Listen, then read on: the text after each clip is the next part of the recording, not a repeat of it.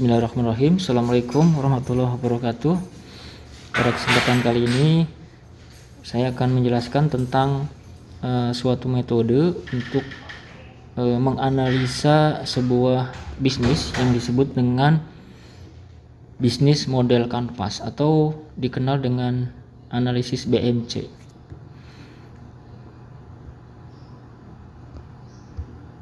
Oke. Apa itu bisnis model kanvas atau BMC? Nah, bisnis model kanvas ini merupakan suatu template dasar dari sebuah strategi manajemen yang digunakan dalam memulai rancangan awal sebuah bisnis atau pengembangan dari bisnis yang sudah ada. Jadi ini cocok sekali untuk analisis bagi yang baru membuat perusahaan.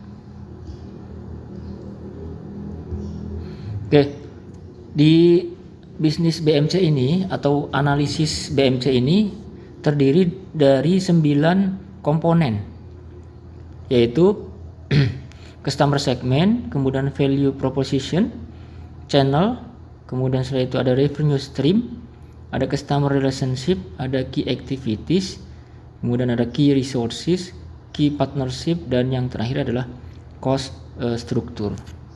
Nah, kita bahas satu-satu. Nah, tapi sebelumnya ada template, yaitu berupa template dari bisnis model kanvas ini, yaitu, nah ini templatenya yang bisa dicontoh untuk membuat analisisnya. Ya, terdiri dari 9 kotak. Ya, ada kotak besar di bawah, kemudian yang lainnya kotak kecil di atas.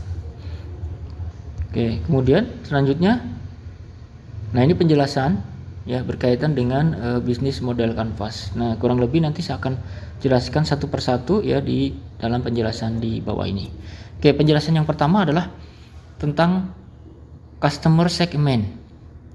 Nah, di dalam customer segment ini nanti kita akan menentukan siapa konsumennya, kemudian apa segmennya, ya, apa segmen dari bisnis kalian, ya, kurang lebih seperti ini. Jadi pengertian customer segment adalah penggolongan orang-orang yang mungkin tertarik dengan value proposition bisnis kita. Jadi ada golongan atau kelompok orang-orang yang suka, ya, yang menyukai dengan bisnis kita atau manfaat dari produk kita. Kemudian setelah itu, nah kategori di dalam customer segment yaitu ada mass market atau market luas, ya, market luas, yaitu segmen pasar luas dengan jenis kebutuhan dan masalah yang sama. Jadi di dalam mass market ini jenis kebutuhannya itu memiliki kebutuhan yang sama dan masalahnya adalah sama. Nah, contohnya misalkan adalah produk dari makanan, ya, makanan berat dalam hal ini. Ya, dalam hal ini contohnya adalah mie instan misalkan, ya. Nah, mie instan ini merupakan segmen yang memiliki pasar yang luas dengan jenis kebutuhan dan masalah yang sama. Kemudian ada niche market, yaitu segmen pasar yang spesifik, ya, yang khusus. Nah, contohnya apa? Contohnya adalah di bidang kesehatan, ya, contohnya adalah alat-alat kesehatan. Nah, itu adalah yang memerlukan itu orang-orang yang sakit, ya, untuk disehatkan dengan alat tersebut atau dibantu penyembuhannya dengan alat tersebut, atau bisa juga dengan produk seperti obat-obatan. Kemudian ada segmented, yaitu segmen pasar yang memiliki kebutuhan berbeda tetapi dalam satu kategori. Misalkan ambil contoh, ada perusahaan keripik pisang, ya, di dalam perusahaan tersebut keripik pisang itu mempunyai varian rasa. Artinya kategorinya satu, yaitu makanan ringan berupa keripik pisang, cuman kebutuhannya berbeda-beda. Ada yang suka pedas, ada yang suka keju, ada yang asin, dan lain sebagainya. Kemudian ada diversified, adalah segmen pasar yang memiliki kebutuhan atau masalah yang sangat berbeda. Jadi antara yang satu dengan yang lain tuh mempunyai perbedaan yang mencolok ya. Itu diversified. Kemudian selanjutnya ada value proposition, yaitu pengertiannya adalah merupakan nilai atau value yang kita tawarkan untuk pelanggan. Ya, nilai atau value. Ya, nilai itu dalam bentuk manfaat. Jadi manfaat apa yang akan kita tawarkan kepada pelanggan, yaitu kelebihan dan keunggulan produk kita dibanding pesaing, adalah hal yang harus dituliskan di value proposition. Kemudian selanjutnya kategori di dalam value proposition adalah ada newness, yaitu produk jasa yang baru belum pernah ditawarkan sebelumnya dan biasanya banyak ditemukan di dunia teknologi. Ya, di dunia teknologi itu kan pasti banyak sekali perkembangan atau inovasi-inovasi yang berkaitan dengan newness ini. Kemudian ada performance, yaitu produk atau jasa yang ditawarkan untuk meningkatkan kinerja. Kinerja customer akan menjadi lebih efisien dan atau lebih efektif. Ya, berarti ini produknya ini sangat menunjang dari kinerja customernya. Ambil contoh misalkan di dalam suatu perusahaan ada bagian customer service ya, CS. Nah itu pastinya penampilannya itu berbeda dengan karyawan lain karena dia harus terlihat lebih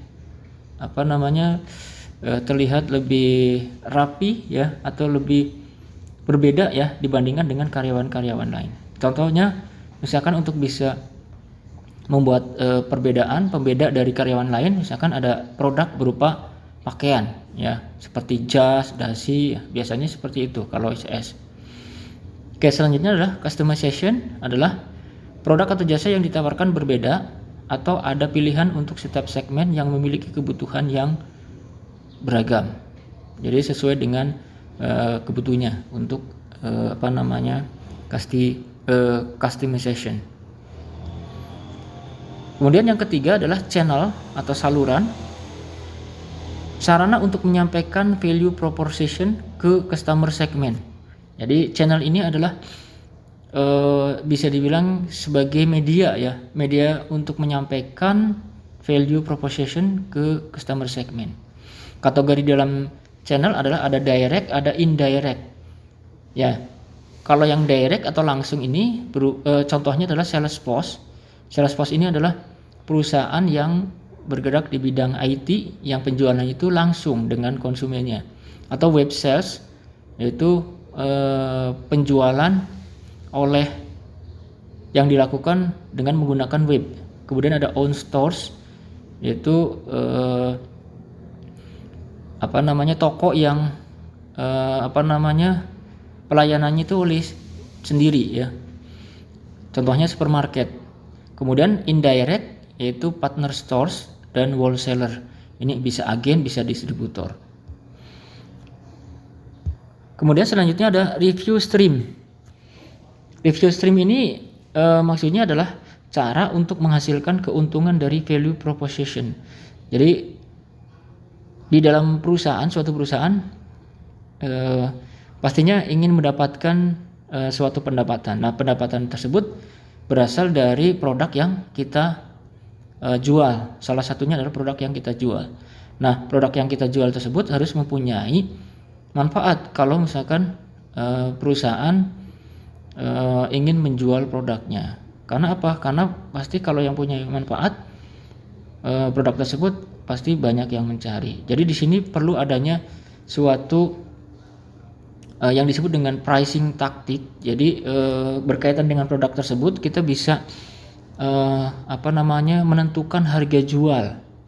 Ya, harga jual supaya bisa bisa menghasilkan pendapatan. Kemudian setelah itu ada revenue model, bentuk pendapatannya seperti apa. Nah, contohnya misalkan tadi ya pada saat kita akan menjual produk, harga jualnya itu mungkin berbeda dengan penjual yang lain. Kemudian mereka customer membayar untuk apa? Ya, membayar berarti untuk kebutuhan mereka. Manfaat apa yang didapat dari customer dengan harga yang mereka bayarkan? Nah, itu yang nanti akan dijelaskan pada saat kita menganalisa BNC tersebut. Kemudian selanjutnya kategori dalam revenue stream adalah asset sale, yaitu penjualan produk secara fisik. Ada usage fee, yaitu customer membayar sesuai dengan lamanya menggunakan produk atau jasa. Kemudian ada subscription fees, biaya berlangganan. Ini contohnya internet ya. Kemudian ada lending, renting, leasing, yaitu berupa biaya pinjaman. Kemudian ada pemakaian dan penggunaan sementara. Ini seperti leasing sepeda motor ya, kemudian leasing mobil gitu dan lain sebagainya.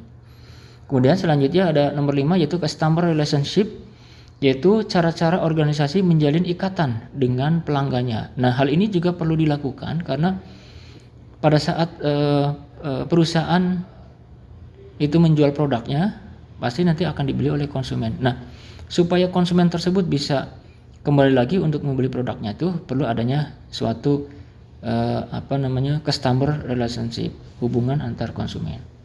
Nah, kategori dalam customer relationship ini adalah transaksional, beli putus saat itu juga. Kemudian ada long term, hubungan jangka panjang antara Anda dengan pelanggan. Kemudian ada personal assistant, ada sales yang menangani pelanggan Anda. Nah, ini customer relationship.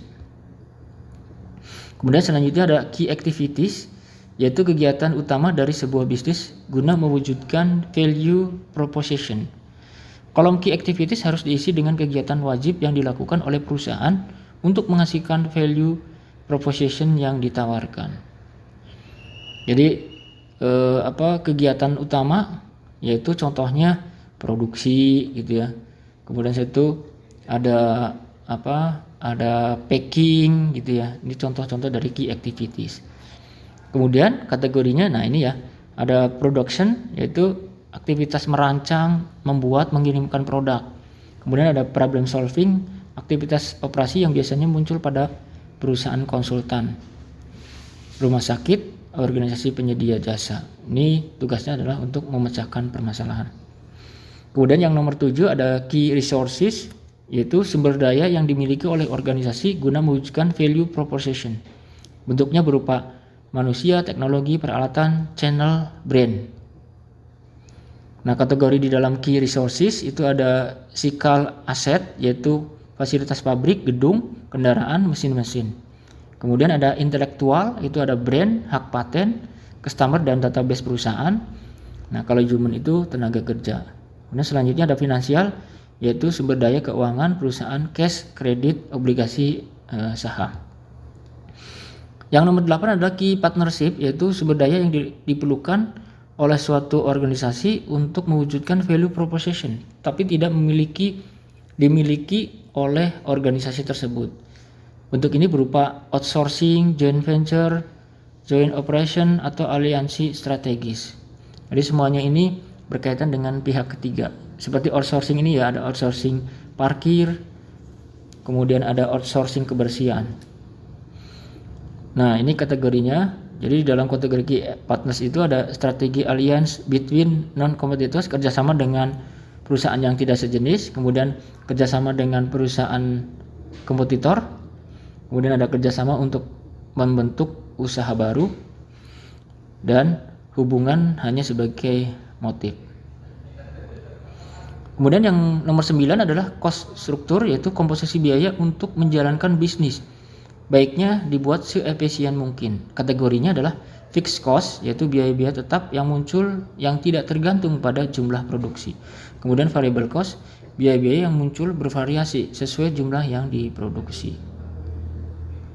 Nah, ini adalah contoh-contoh dari perusahaan-perusahaan yang memiliki atau yang menggunakan analisis bisnis kanvas seperti BMW, kemudian ada Facebook, ada retailers tradisional, kemudian ada Uber, kemudian ada Skype, kemudian ada perusahaan es krim, ada Instagram, kemudian ada selai nanas ya, perusahaan selai nanas, kemudian ada perusahaan t-shirt gitu ya.